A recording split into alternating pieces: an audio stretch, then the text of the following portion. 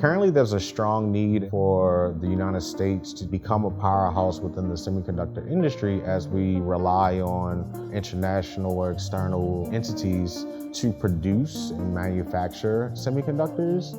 We need a diverse workforce to bring different perspectives to the plate in order to solve tomorrow's dire problems.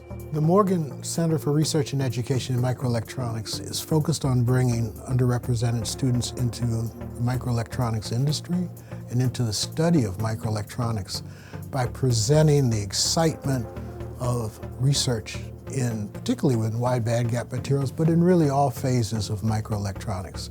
We are trying to win the hearts and the minds of the students.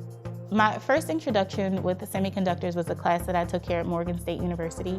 I fell in love with the physics aspect of it and the problem solving and learning how to create semiconductor devices. I think the world of semiconductors is interesting because it opens up 1,001 applications, so the possibilities really are endless.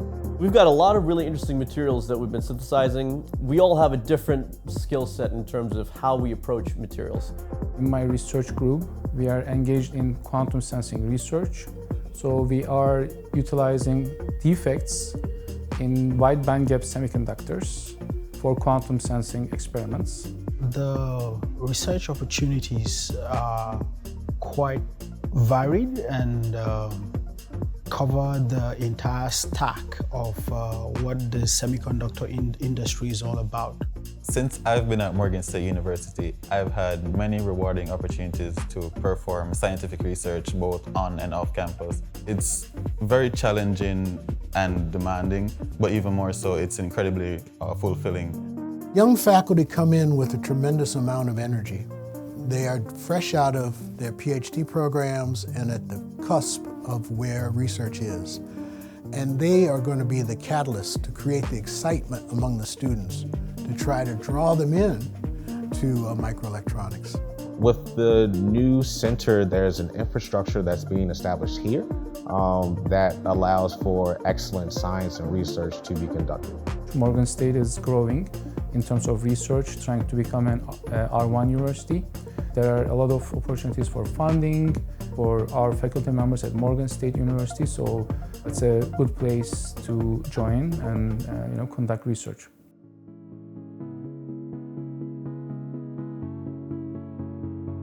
The Paradigm facility at Johns Hopkins is an NSF-sponsored center. It's a collaboration between my alma mater, Cornell University, and Johns Hopkins University. It looks at materials both in the thin film version, epitaxial materials they're so-called, and the bulk version.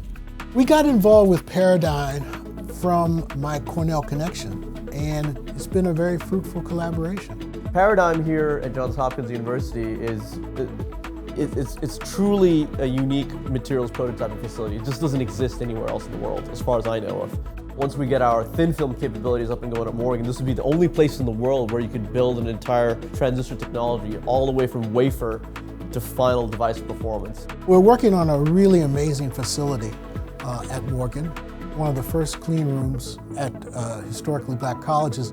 We think it's going to be a showpiece and a magnet for students to come and use the facility and showcase how microelectronics plays in everyday life. We're preparing the students for an exceptional career in microelectronics.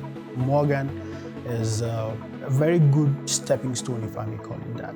Even as a student, you get to sit in meetings with collaborators who could be other research labs or even industry leaders and companies. So it gives you an insight to what happens outside the school environment. Come to Morgan because it's a great place to get your foot in the door and just to build a foundation for what you want to do in the future.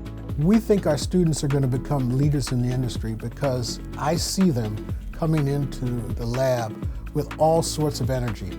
I see the new faculty bringing all sorts of energy. So the combination is bound to produce leaders in the field.